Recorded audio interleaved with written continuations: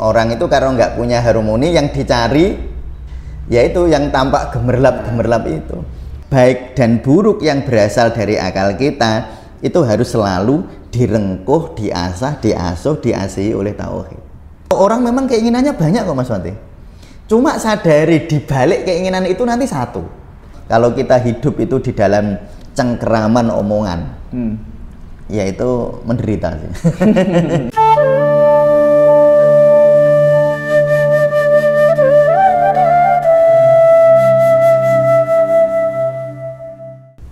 Assalamualaikum warahmatullahi wabarakatuh. Waalaikumsalam warahmatullahi wabarakatuh. Halo teman Sufik, kita kembali lagi di Ngrumat ngaji rumi sebagai terapi. Ya. Di episode kali ini kita akan membahas hal yang mendasar pada diri manusia, ya tentang ketidakpuasan dan selalu merasa kekurangan. Ya. Ya mengapa orang-orang kan seringkali dia merasa kurang akan suatu pencapaiannya. Ya.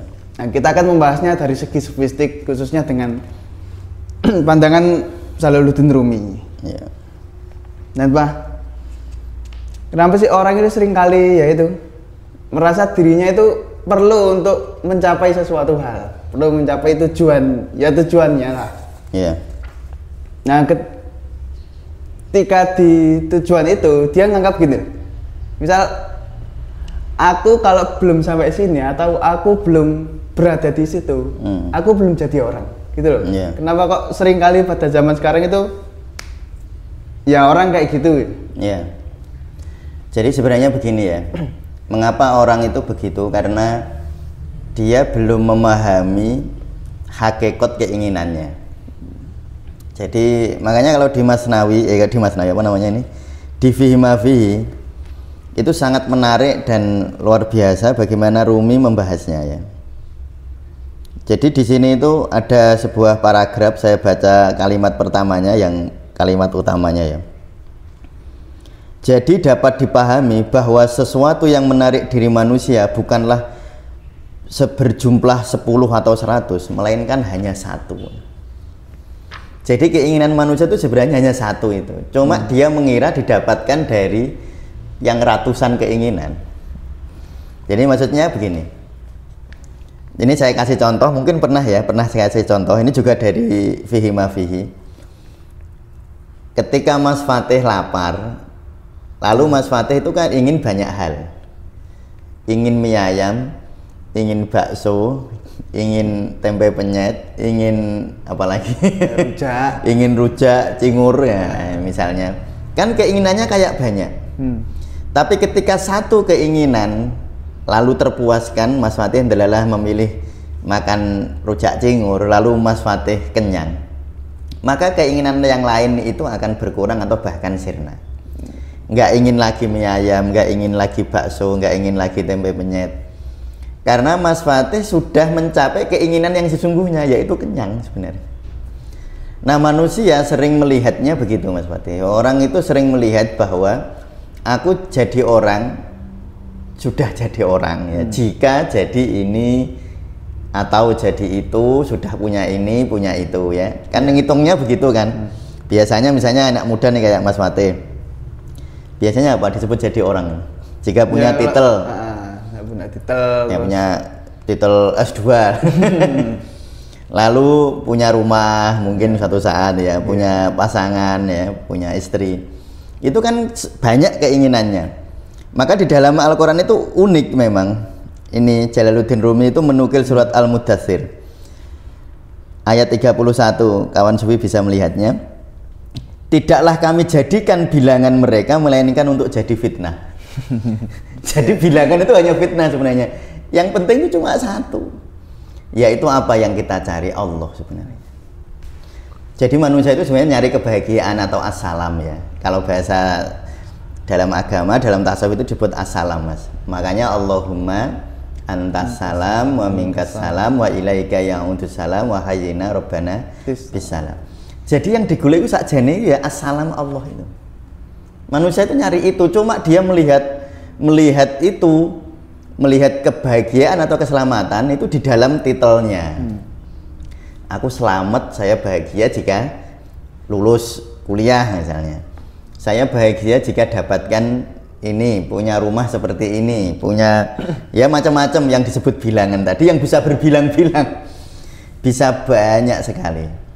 Nah itu yang sering kali lalu membuat tadi seperti pertanyaan Mas Fatih, orang ingin banyak hal karena memang sebenarnya Allah itu bisa ditemukan di semua hal tadi loh Mas. Cuma dia itu ketemu itu tapi lupa hakikatnya gitu, lupa hakikinya, lupa sebenarnya apa yang dia cari itu sebenarnya apa. Dia lalu terpesona oleh oleh keindahan superficialnya, tapi lupa bahwa yang dia cari itu di dalamnya. Itu seperti orang gini. Ini contohnya ya. Ada orang mencari gadis yang sangat cantik gitu. Nah, lalu ada gadis cantik lewat di situ, dia pakai baju sutra yang sangat berkilau gitu. Lalu dia terpukau dengan bajunya, tapi lupa kepada gadisnya gitu. Nah, itu membuat seseorang lalu akhirnya kan tidak ketemu-ketemu Mas. Karena manusia itu fitrahnya itu kan pulang ya, mudik kembali kepada asal muasal yang sejati, yaitu assalam, yaitu Allah. Makanya innalillahi wa inna ilaihi rajiun, bahwa kita dari Allah lalu akan kembali kepada Allah. Nah itu lupa pulang. Makanya dikiranya misalnya Mas Fatih nih jalan-jalan kemana nih yang kepengen Mas Fatih mana? Ya, Temanggung. Temanggung misalnya, jalan-jalan ke Temanggung nih, bagus di sana. Mas Fatih itu kan tetap inginnya pulang ya, kan nggak mungkin jalan ke Temanggung terus, nggak pulang ke Mojokerto gitu kan ya nggak. Nah, suatu saat kan ingin kembali. Nah lalu lalai di Temanggung itu karena banyak kopi enak katanya ya, banyak teh enak di sana. Lalu Mas Fatih lalai, lalu timbul semacam kekosongan. Apa yang aku cari sebenarnya? Dia lali, lupa pulang. Nah itu mungkin sama kayak ya apa yang kita katakan harus dituruti gitu ya Pak. Iya. Misal kita kan perkataan itu kalau di Vimavi harus ada unsur harmoni kan. Oh iya. Maksudnya gitu tuh. Ya sama aja kayak kita percaya mukjizat, percaya karomah itu. Kalau kita tidak percaya harmoni yang ada pada diri Nabi, ada pada diri wali, itu kan sama aja kita itu cuma perkataan, itu cuma bohong gitu tuh. Ya itu kita ditipu oleh karomah.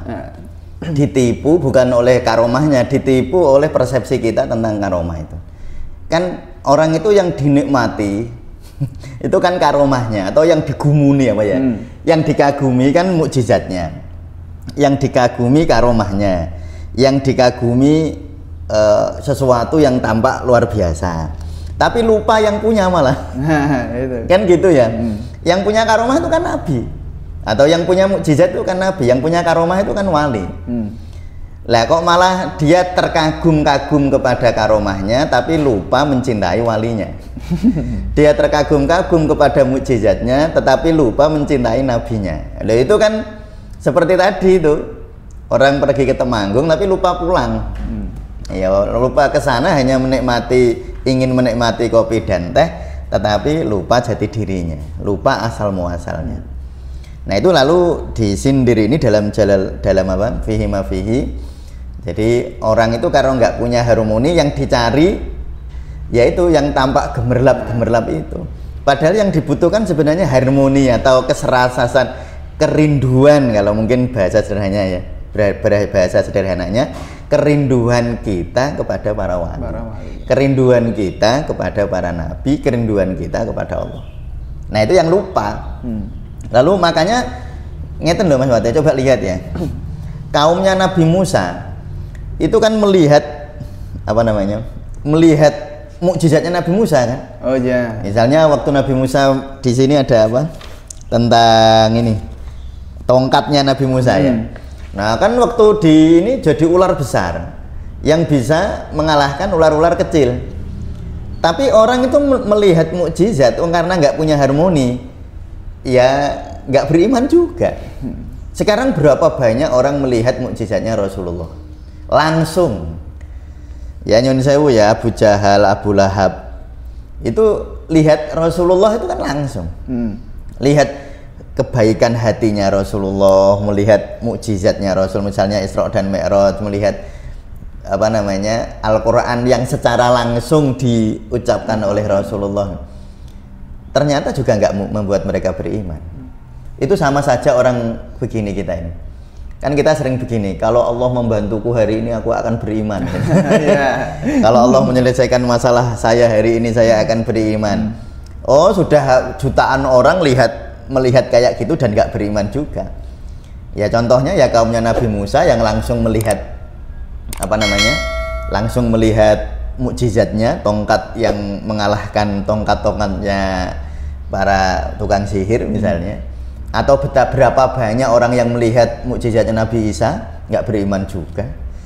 Ya, jadi sebenarnya itu bukan soal pandangan zahir, Mas. Jadi mukjizat itu baru bermakna kalau sudah ada keserasian. Bahkan kalau sudah ada keserasian batin nggak perlu ada mukjizat. Kita sudah mencintainya, kita sudah berjumpa dengannya. Nah, kayaknya itu kita harus lebih menukik ke dalam hakikat ya. Jadi jangan terpukau dengan gemerlapnya dunia. Makanya di sini Rumi juga zuyyina linnasi hubbus syahawati, ini menukil surat Ali Imran ayat 14 ya. Zuyyina linnasi hubbus syahawati minan nisa'i wal banina wal qanatiril muqantarati minadz dzahabi wal fiddah wal khaylil musawwamati wal an'ami wal kharsi dzalika mataul hayatid dunya wallahu indahu husnul ma'ab. Jangan terpukau oleh keindahan hubbus syahawat. Nah ini gini, bukan berarti mencintai istri nggak boleh, itu salah besar ya. Bukan berarti ingin menggapai keinginan itu nggak boleh, itu nggak ada kayak begitu, salah besar. Bukan berarti mencintai ingin mendapatkan emas permata nggak boleh, salah besar. Tapi kalau berhenti di situ itu baru salah besar. Kita harus melihat di balik itu apa. Misalnya tadi ya contohnya yang sederhana. Mas Fatih itu ingin makan mie ayam, ingin makan bakso, ingin makan tempe penyet, ingin makan rujak cingur. Harus sadar yang dicari itu apa sebenarnya. Yang dicari itu kan kenyang gitu. Iya, nah itu loh. Sebenarnya di situ. Iya betul. Jadi nanti Mas Fatih mencintai istri nanti suatu saat kalau sudah beristri harus tahu kenapa saya mencintai istri saya. Di situ apa yang sebenarnya dibalik hakikatnya apa sih saya mencintai istri, hakikatnya apa sih saya mencintai anak, hakikatnya apa sih saya kok bekerja keras, hakikatnya apa kok nanti Mas Fatih misalnya ingin jadi ini, ingin jadi itu gitu, yang bilangannya banyak sekali itu. Harus tahu yang satu gitu, harus tahu yang satu, jangan terjebak di dalam bilangan yang banyak itu. Kata Rumi kan begitu. Nah di sini itu juga membicarakan tentang tamyiz, Pak. Oh tamyiz. Sebelumnya tamyiz itu apa sih, Pak? Tamyiz itu kan ya sebenarnya kemampuan kita untuk membedakan kan. Jadi ya kalau saya memaknainya tamyiz itu kira-kira ya kemampuan akal. Ya, jadi kemampuan akal. Tapi ketika orang itu punya kemampuan akal tapi dia tidak punya teman yang baik, itu bahaya loh, Mas. Ya kan? Coba di sini yang mana ini? Kita cari ya. Seorang manusia harus membersihkan sifat tamyiznya dari berbagai macam kepentingan dan hendaknya mencari teman di jalan Allah, sebab agama seseorang bisa diketahui lewat teman yang dikenalnya. Jadi sebenarnya gini, kemampuan akal kita jangan dijadikan sebagai puncak potensi ya. Potensi manusia itu, makanya kalau Mas Fatih misalnya membaca di Al-Ghazali tentang Khimya Us-Sa'adah, akal itu perdana menteri. Akal itu atau cara berpikir kita, logika kita itu perdana menteri yang harus tunduk kepada qalbu, pada diri sejati kita. Nah, ketika seseorang itu akalnya ingin yang jadi raja, nah itu yang lalu berbahaya. Maka orang itu butuh teman, Mas. Gini, biar menyadari bahwa akal itu juga terbatas. Makanya mengapa orang itu kadang-kadang penting untuk menyampaikan pendapat ya. Ini bukan soal ingin dibenarkan, tidak. Agar nanti ada orang yang mungkin menyanggahnya, lalu dia menyadari ternyata pikiran saya tidak benar mutlak gitu. Maka orang itu butuh teman ya, butuh teman. Karena dengan teman itu kita akan bisa, kalau bahasa kerennya itu bisa tesis antitesis itu loh, Mas. Bisa ya, kalau ilmu itu nggak didiskusikan, itu kan nggak ketahuan benarnya. Misalnya saya menganggap bahwa kesimpulan saya sudah benar nih, lalu saya bilang fik pasti benar. Saya tidak tahu ada ilmu yang lebih luas di luar sana ya. Lalu saya keluar sana, lalu saya butuh teman, butuh orang lain untuk bertemu agar saya mengerti aku tuh kesimpulanku bener nggak sih gitu. Misalnya Mas Fatih nih punya ilmu di sini. Misalnya ini contoh aja lah di bidang kita kan di pengobatan ya. Misalnya ada ilmu sambiloto atau jahe akan sangat baik misalnya. Lalu kita simpulkan jahe itu sangat baik. Lalu kita perlu keluar, ada orang untuk mendebat kita ya. Ya enggak, kemarin saya makan jahe itu enggak enak. Nah, kita jadi ketemu antara kesimpulan kita di awal, tapi ternyata ada fakta lain yang berbeda. Nah, ilmu kan berkembangnya kayak gitu. Jadi ilmu itu relatif kebenarannya. Ilmu hari ini bisa benar, besok bisa salah. Tetapi kalau tauhid selalu benar. Nah, itu loh. Makanya ilmu harus selalu di bawah tauhid. Karena kalau tauhid itu mesti benar. Nah, ilmu ya macam-macam. Coba sekarang ya. Bahkan misalnya ilmu tafsir Mas Fatih. Berapa banyak coba ilmu kitab tafsir? Wah, ribuan kitab tafsir itu.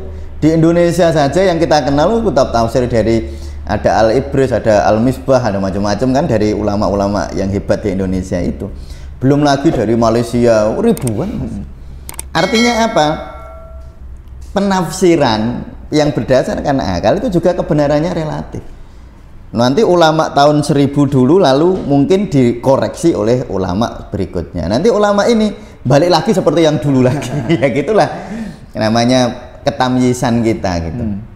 Jadi adalah ketamyisan itu sangat bagus sebenarnya, adalah sesuatu yang luar biasa yang diberikan oleh Allah. Sebagaimana lampu ini juga luar biasa yang diberikan Allah, tapi jangan berhenti di situ. Ya, jadi ketamyisan atau kemampuan kita membedakan baik dan buruk kan gitu kan.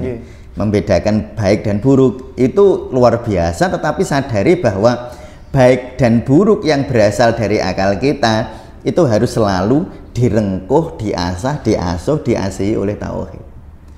Nah, ini karena ini kebenaran yang abadi nih. Ya, jadi gampangannya gini Mas Fatih. Mas Fatih kalau nganggap benar dan salah, lalu Mas Fatih kalau menyimpulkan sesuatu kok jauh dari Allah berarti salah gitu aja. Nah gitu, jadi direngkuh itu maksudnya begitu. Direngkuh oleh ketauhidan. Nah ini yang lalu esensi kalau di sini pada hakikatnya, kalau di sini Rumi mengatakan tubuh ini bergantung kepada esensi, tetapi esensi tidak bergantung kepada tubuh. Jadi tubuh itu ya ini kan yang gemerlap ya, yang kelihatan dari luar. Tapi ini sebenarnya tergantung pada hakikat kita, hakikat terdalam diri kita. Dan itulah sebenarnya yang paling penting. Kalau di sini Rumi itu membuat analogi itu sangat unik ya. Misalnya kata Rumi ini, kamu meletakkan sebuah lentera di hadapan matahari, lalu kamu berkata, aku dapat melihat matahari dengan lentera ini. Padahal itu kita bisa lihat lentera karena matahari. Tapi orang-orang yang melupakan dirinya itu mengatakan bahwa saya bisa melihat matahari karena ada lampu ini loh. Padahal lampu ini kan bisa kita lihat karena ada matahari, bukan matahari terlihat karena lampu. Nah itu kan analogi yang unik yang sebenarnya Rumi mengajak kita Mas Fatih untuk masuk ke dunia hakikatnya. Ya, jadi kayak dunia hakikat itu tadi ya, jangan fokus ke bilangan tadi. Ya tentu nggak apa-apa, orang memang keinginannya banyak kok Mas Fatih. Cuma sadari di balik keinginan itu nanti satu. Mas Fatih ingin istri cantik, betul, boleh nggak apa-apa. Ingin istri solehah, kalau perlu pengen istri yang tingginya sekian, yang pintar masak macam-macam, ya itu boleh. Dan itu memang dibuat berbilang-bilang dunia itu ya. Termasuk keinginan kita juga berbilang-bilang, tapi kita harus melihat di balik itu. Di balik itu ada apa yang kamu cari. Akhirnya nanti begini Mas Fatih. Akhirnya nanti kita menyadari bahwa cinta kita kepada istri, cinta kita kepada pekerjaan, cinta kita kepada keluarga, cinta kita kepada orang tua, tidak lain dan tidak bukan, itu adalah pancaran cinta kita kepada Allah. Nanti kita akan menyadari itu kalau mampu melihat di balik syariat, bisa melihat di balik benda, bisa melihat di balik materi. Tapi kalau kita fokus ke bilangan ya jadi fitnah nanti. Kalau orang itu fokusnya pada bilangan, sukanya membandingkan dirinya dengan orang lain. Ya karena kan membilang dia, membilang kan. Jadi, oh temanku gajinya sekian, saya sekian. Ya karena membilang tadi, membilang. Jadi karena orang temanku gajinya sekian juta, saya kok cuma sekian juta misalnya. Dan nanti kalau orang semakin membandingkan, dia semakin lupa hakikat.